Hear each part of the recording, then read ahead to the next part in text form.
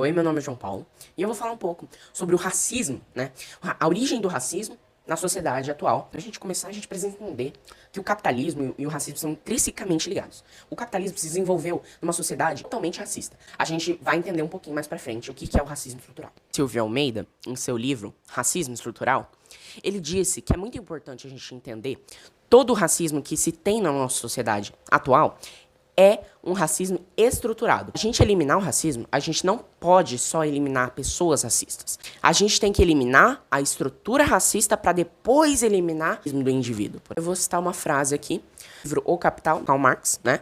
No capítulo 5, ele vai falar: o negro é o negro. Ele só se torna escravizado em certas condições sociais. Então, o que ele quis dizer com essa frase? Nossa sociedade, né, a sociedade branca, machista, criou a raça, né? Ou seja, a raça é uma construção social. Meu nome é Ariadne e eu vou explicar as consequências que o racismo trouxe para a sociedade atual. Antes de a gente começar, a gente precisa explicar o que é o racismo. O racismo, ele é uma forma de opressão baseado em uma antiga hierarquia social construída que ganhou muita força aqui no Brasil através da colonização. A pessoa negra, ela era limitada de desfrutar de dignidade, igualdade e qualquer tipo de direito como outras pessoas brancas podiam. Quando a gente fala sobre o racismo, é impossível não citar as consequências que isso trouxe para a sociedade hoje em dia. Como, por exemplo, em ambientes sociais, como escola, trabalhos, que promovem muito a exclusão de pertencimento como pessoas negras. Porque a própria estrutura da sociedade é racista. Conceitua também o racismo estrutural modela a sociedade, as pessoas até hoje. E mesmo uma pessoa não considerando racista, ela vai ter pensamentos e ações racistas porque a estrutura da sociedade é racista. De um filósofo chamado Abdias Nascimento, que fala que o seguinte: a desigualdade racial é um processo sistêmico que permeia a coletividade geral. Apesar de termos tido esse avanço dessa reparação histórica que está acontecendo hoje em dia, a desigualdade social é vista como uma normalidade no mundo todo. E a sociedade não faz nada para mudar.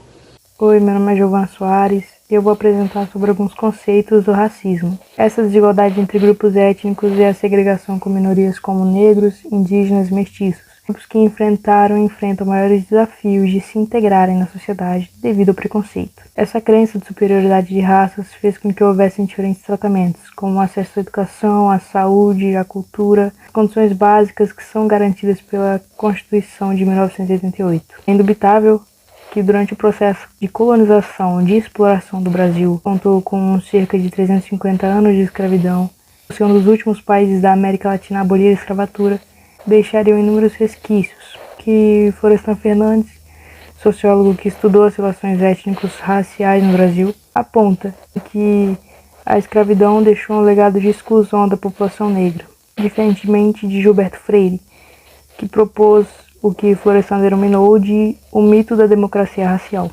Odiernamente, no Brasil, há políticas que visam incluir a população negra em universidades e no mercado de trabalho, a fim de reparar os erros passados, e mesmo assim não serão esquecidos.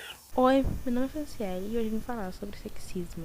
Segundo a Dra. Mary Fire, os homens heterossexuais somente mantêm sexo com as mulheres porque quem eles admiram, quem eles respeitam, quem eles mais têm afeto são outros homens. Algo que eles sempre têm que levar para a vida, sempre vão ser ensinados por outros homens. A relação de homem e mulher dificilmente passa pelo afeto, sempre a ver como algo sexual. A ideia paternalista vem daquilo de que o homem deve cuidar de algo frágil, e no caso, algo frágil seria a mulher. Antigamente, os escritores cristãos escreviam exaustivamente sobre o quanto a mulher era impura naturalmente. Ela estava mais induzida ao pecado e mais inclinada à bruxaria, e que o controle sobre os corpos delas não pertencia a elas, e sim a outros homens. Oi, meu nome é Amanda Santos e eu vou falar da cultura do estupro dentro da sociedade machista.